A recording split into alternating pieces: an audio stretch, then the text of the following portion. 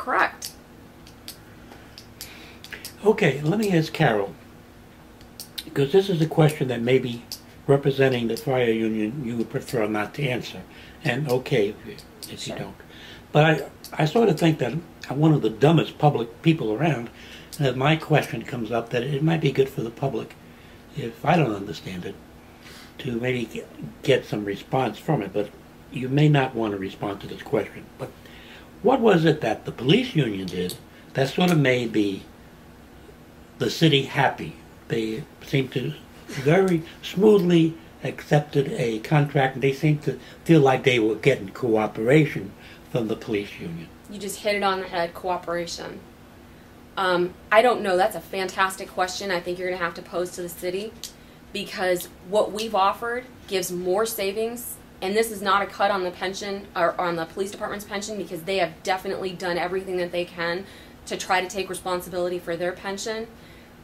However, our proposal has offered bigger savings and larger contributions. We're willing to pay 10.1%. They have offered 7%, and that got accepted. You tell me why. Or maybe somebody else can explain why. I don't know. It was 7.5%. That's for the new employees. Oh, it's a new one? Current Okay. employees are Okay. 7, yeah. They have a bifurcated plan, which we also offered. That was one of the revised sections in the chart that I just posted today. And is it maybe 8%? But you could be right. You could be right. 7 and 7.5 7 and is 7.5. what. No, Yeah, that's right. Yeah, that's right. yeah. That's what We've one- offered 10.1 in excess. Yeah, in excess of 10%, 10.1%.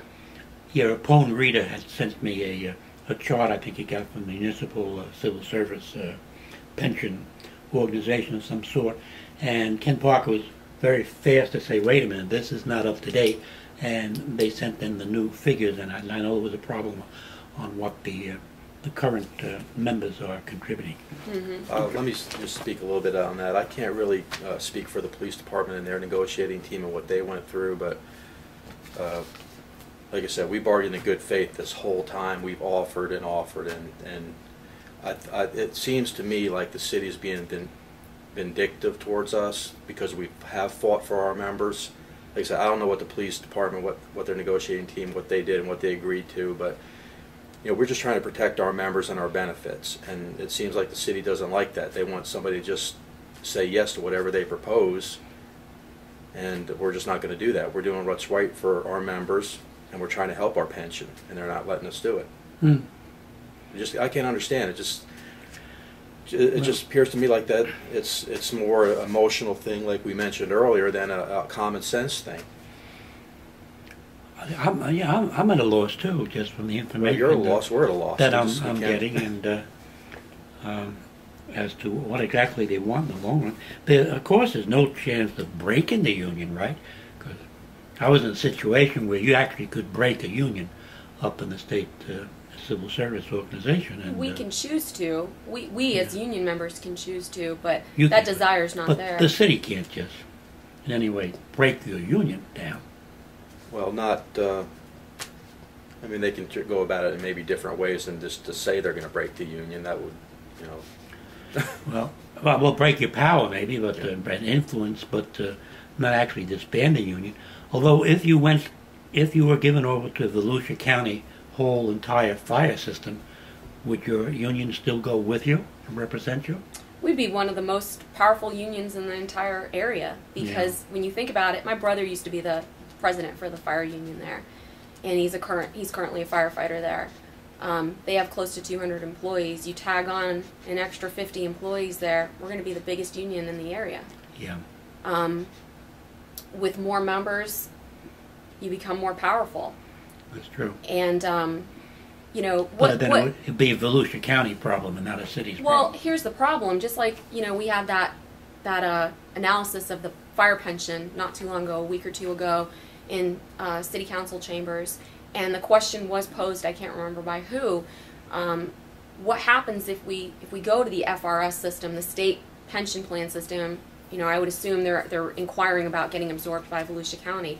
Well, in order to get into the FRS system, which is what Volusia County firefighters are under, you have to have a 0% unfunded liability.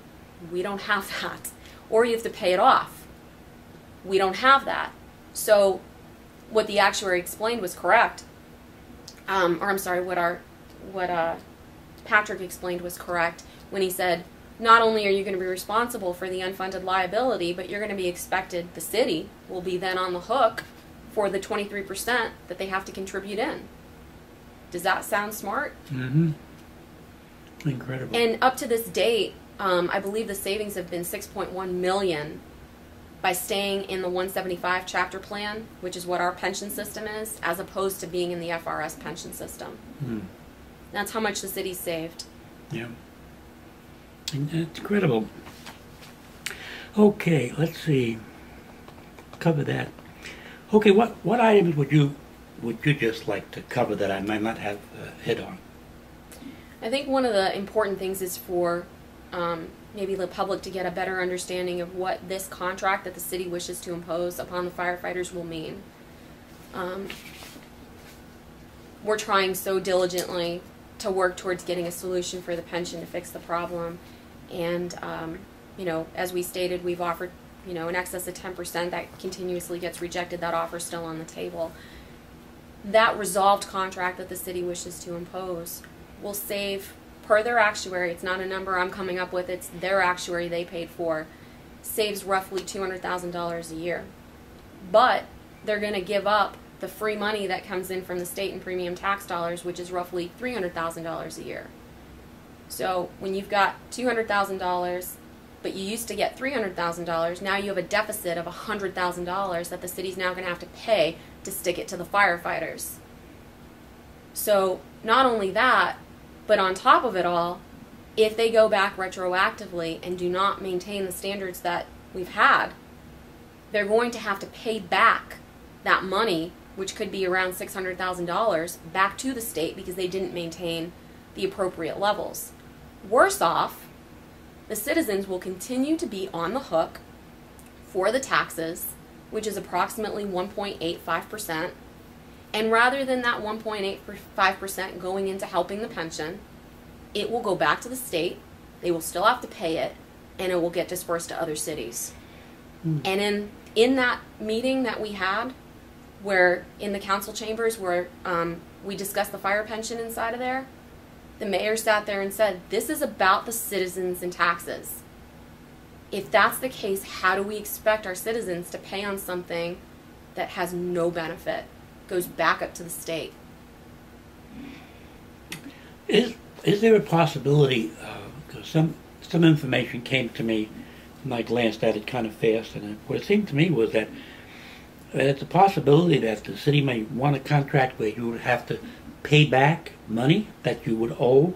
Where does that come from? Your pension contribution, or? Perhaps that's what we're trying to get the answer to, that they're being elusive in. We've written to them, we've asked them, please put it in writing so that we can inform our members appropriately, and we're not getting an answer. They're saying, oh, well, we've discussed it with you already. Well, if you've discussed it with us already, and you're forthright in what you're saying, why don't you have a problem? You know, why is there a problem in putting it on a piece of paper? Unless you're hiding something. Yeah, that's a 6% wage decrease, but they won't say if it's going to start exactly when it's going to start.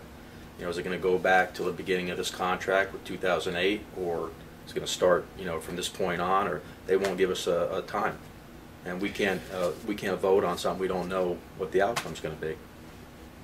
How's the morale in the department? Terrible. Is it? Mm-hmm. I would say the same as what the police department is. I mean, you can talk to anybody. I mean, morale is terrible. We're still going to put 200% and then some out when we respond, and we're going to put a smile on our face because that's what we do. And we're there to be professionals, and we're there to give everything that we can to our community. And we will always do that, regardless of the conditions the city forces upon us. Okay. Like I say, I always like to interject my observations. I think I like to be different from the professional news media. I'm only a amateur citizen journalist. But I must say, and I invite the mayor to respond to me, because I'll make the interjection into this informative discussion I hope we're having, that I have seen little